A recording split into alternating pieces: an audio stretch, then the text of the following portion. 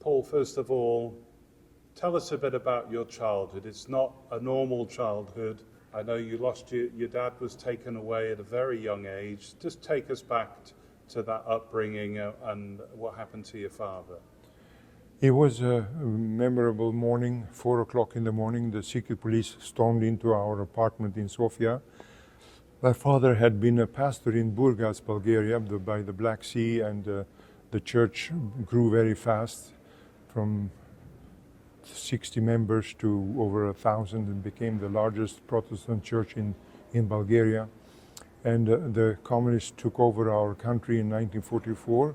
And a few years later, they got full control over everything, starting out with the Minister of Interior. And of course, the Christians were on the top list of the communists, making sure that they would not be a hindrance in building communism. And this is the reason why they attacked 15 pastors one morning and arrested all of them. I was 4.5 years old and remember how much I missed my dad.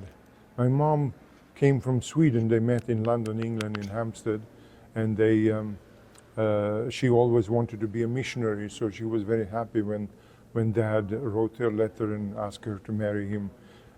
Dad was so shy, he didn't dare to do it in her face when they were dating in England, but he wrote a letter and Mom said yes in a letter, and then he came and they got married in a little Pentecostal church in London. The time in Bulgaria was very hard for us as a family. As a wife of a convicted spy, he was sentenced to 15 years in hard labor because he was a pastor together with all the other 15 pastors. Actually, there was only one, Ladin, my uncle. He did not confess that he was a spy, American spy. He, for some reason, the method of breaking the will and brainwashing them that took 8 months didn't work on Ladin. Maybe because he was not married, he had no children. All the other pastors, they were married and children, and they were using the children as a weapon to make them confess, beside the torture of standing up against the wall and no food and sleeplessness and so on. That is the moment of where the brain totally becomes empty, and the communists can make your brain as a tape recorder and tell exactly what you should say at the upcoming trial. The New York Times and all the press, BBC was there, and they broadcasted all over the world. I'm seeing clippings today from the 15 Protestant pastors' trial in Sofia, 1949 in March. And the sad thing is some of them did not understand it was not real, that it was a show trial. And this is the reason why many people are not aware that propaganda and manufacturing of lies is a very, very dangerous, and the communists are very capable to do that, not only in the old days during the time of Stalin, but still today in Putin's time. We have to be very, very careful with what we are broadcasting and what we are telling, because their propaganda is very skillful and very capable. As a 5-year-old, and over the next 15 years while you were in prison, where were you at with your faith? As a young boy, your dad is taken away. What was your spiritual journey? I went to church with my mom. I prayed every night, God, bring my daddy home. I am so lonely. Please. And this was our daily, nightly routine. The situation became very dramatically different when I came to Sweden. Mom had to divorce father and was able to leave Bulgaria, we came to Sweden, and because I was harassed at the schoolyard. I fought a lot. I fought and defended communism and defended Bulgaria against those people who attacked us and saying that we are dictatorship and we are democracy in Sweden. This was the main reason why I was very angry and very hot-tempered. I was very fast and could run up to anybody who were bullying me, and I beat them, the heck out of them all the time, and was in trouble with the school authority, of course. But one day I started to understand Swedish. Up till that moment I was only able to speak Bulgarian. So my mom took me to Sunday school, and the Sture Lans told about the hell and heaven, and that we must make a choice what side we should be on. And I remember that message in the Sunday school very dearly, because during the night I couldn't sleep. I prayed every night, God, bring my daddy home. But one night, because I was in bed, not able to sleep, shaking like a leaf in the wind, a nervous breakdown or whatever you want to call it, I don't know what it was, but for many nights sleeping pill didn't help, nothing helped. Mom was very worried about my health situation, because somehow I blacked out. My head was numb, and the reason was I knew that I was a bad person. I had done some very evil, mean things to many people. Many young people in Sweden don't have their own front teeth any longer because of me. So I added a little thing to my prayer, and that was, God, bring my daddy home and forgive my sins. I have been a bad boy, I know. And that 100,000 volts of power went through my body instantly. And suddenly I was not shaking in bed any longer. I was so filled with lightness, the heavy burden that was on top of me just disappeared instantly. And I went to school. Those people who I saw as enemy now, I saw them with the different eyes.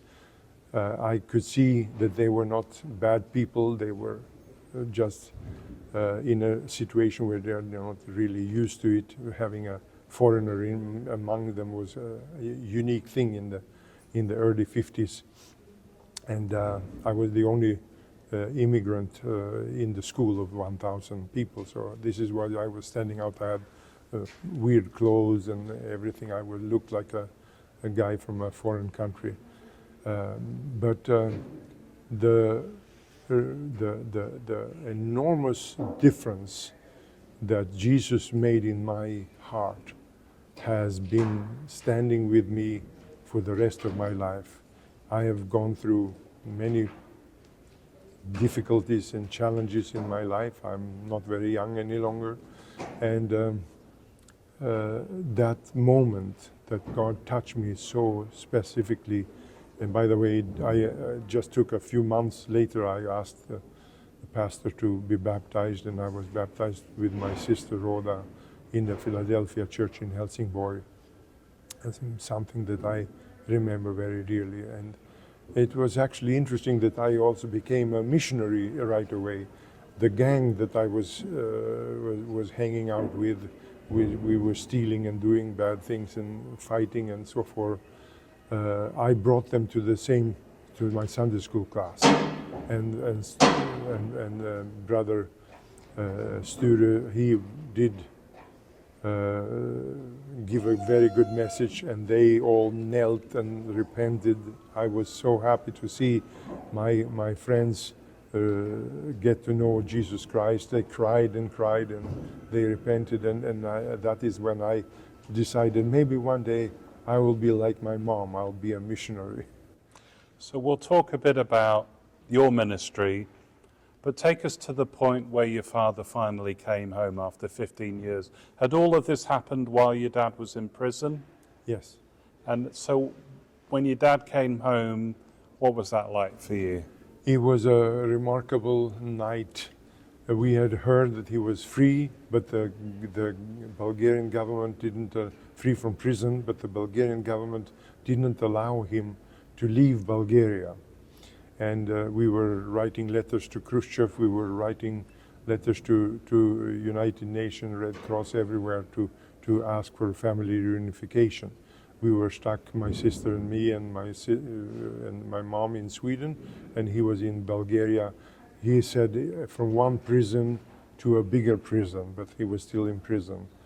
But one day, the communists, or God made a miracle, the communist leadership in Bulgaria changed overnight. And just a few weeks before, the Minister of Interior had told Father, we will never allow you. Do you think we are stupid? You can go to the West and tell what the situation is in Bulgaria. No way, you will never be able to leave alive. But then, when the new minister took the position for the passport and so forth, they called him up just a few weeks later and said, we are sorry what we have done to you. We are a new people now, we are more humane and everything will be fine. Here is a passport for you to go to Sweden. And New Year's Eve 1962 to 1963 will be in my memory as if it was yesterday.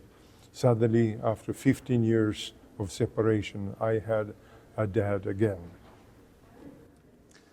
Your dad is known throughout the world for his remarkable story. What was it like for you growing up under that shadow as someone so well known for this incredible story?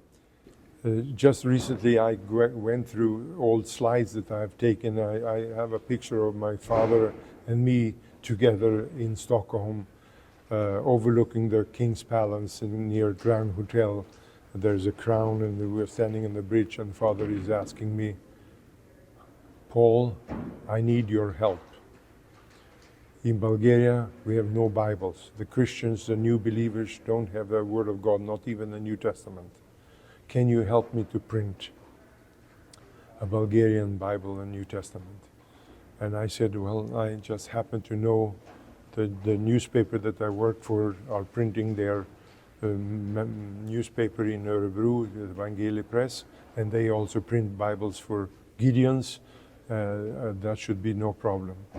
By the way, I also heard when I was in Bulgaria as a young man, Key to Ecuador, HCJB, Russian radio broadcasting on a very, very weak signal on a shortwave.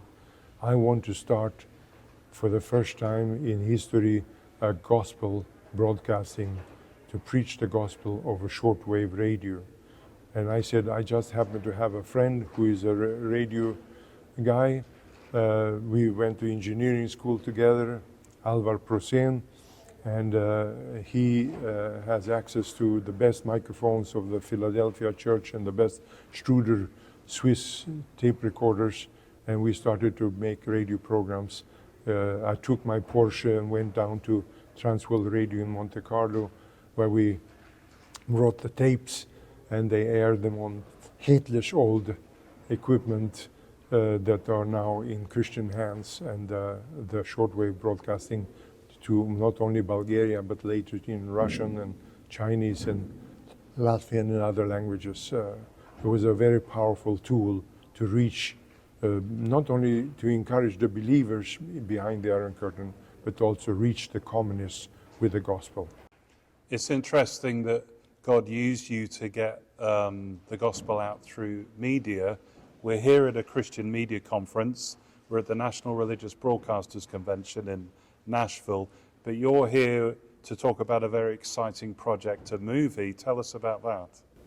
My dad's book, Sonderwand, published in the 60s and 70s, has been a bestseller for many, many years, and many people have said to me, Paul, you need to make a movie out of this story, because people today, they see many movies about the Holocaust that Nazis did, but there is no movies about the Holocaust that Stalin and the communists have done and are doing still. So I said, yeah, that's a very good thought, but where would I get the millions of dollars to do something like that? It's very expensive to make a full-fledged movie. But Ted Baer and other people have encouraged me along the way for years and years and say, please start working on it, start working on it. And finally now we have a script that is not entirely finished, but very close to it. And we hope to be able to make a movie with a Bulgarian director in Bulgaria to save some money. And the movie is going to be called American Spy, because father was accused of being a spy, and he confessed that he was a spy. But of course, he was never. If he would be a spy, he would be the worst one in the world, because he is not a very practical. He's a very, very good preacher and pastor, but when it comes to intelligence gathering, that's not his forte at all. I am a much better spy than he is, and I have done that for 50 years, so I know a little bit about it. And we'll talk in a moment about your ministry today, but just with the movie, what's your hope? Once you get that story out there, what's your hope for the impact it will have? Because we are trying to make a really high quality, high level movie. It's going to be released not only in the United States, but throughout the world. We're trying to make it so that it also impact people in the Muslim world. And as you know, movies are just a very, very powerful tool. But I never knew it was so difficult to make one, to write a script. I can write books, but to write a film script is really a big challenge. It's a totally different ball game, and it will be a powerful story. And many of the young people today who are flirting with communism and socialism, they really need to know what it is, the real true face, not what Marxists wrote 150 years ago, but what really, by the fruit you shall know them, not by the theory or what they say. And that is what the film will show. When they get power, what kind of characters they are. They are, as Richard Wurmbrand, a friend of the family, Richard and Sabina and Michael, Richard said to me many times, you know, Marx was a Satanist, a Satan worshipper. He had researched it and so forth, and there is no doubt that the atheistic propaganda that Marxism and socialism and communism is distributing around the world is a satanic evil that we must warn our children about. I can't wait to see the film when it comes out. So bring us up to date what your ministry is today. Today, Ukraine is in a turmoil, and it is a remarkable. I've been working there for 40-some years. Actually, one of the first New Testament that we printed in Sweden was the Ukrainian New Testament that we smuggled into the country way back. The new thing that is kind of different for us is that we are not only challenged by communism and socialism, but we are also challenged by militant Islam. So we have a lot of activity. My secretary is from Iran, and the people that are working with the underground church or the secret church are working under very difficult and similar circumstances like the underground church in Russia had to do. And I am helping them, training them, equipping them, making sure that they have the tools to do evangelism, but in a careful way where they can stay out of prison. Unfortunately, not anybody. As you know, in Eritrea, so many of our brothers and sisters are still in prison in a horrible situation, and we must help the family of those who are persecuted. It reminds me of how difficult it was for Mom when she was not able to work in Bulgaria before she was able to go to Sweden. Without food, without money, the Christians did not dare to help us because they would be risking, it was illegal to help us. And we were watched 24 hours a day with the secret police outside our door. It was a very difficult time, and I can sympathize, and this is why humanitarian aid and helping families materially is a very important part. Right now I'm working on a case of a pastor who is a key leader in the country of Pakistan, who is threatened by a militant Muslim every day, and he has to go to underground and hiding, and we are hoping to be able to bring his children out because they go to Christian schools in Pakistan, and the bad guy with a gun knows where they are, and it is very, very risky at the moment. And so pray for brother X in Lahore. So tell us about the name of your ministry, and I think it's called Door of Hope International, and why it's called that. It used to be called in the 70s, when communism was conquered half of the world's population. It was used evangelism to communist lands in the beginning, ECL. But when we started to work in humanitarian aid among the Afghan refugees in Pakistan in the early 80s, with the help of Ronald Reagan, who was very much, actually he invited me to come to the White House. I'm very proud of considering him almost like a co-worker.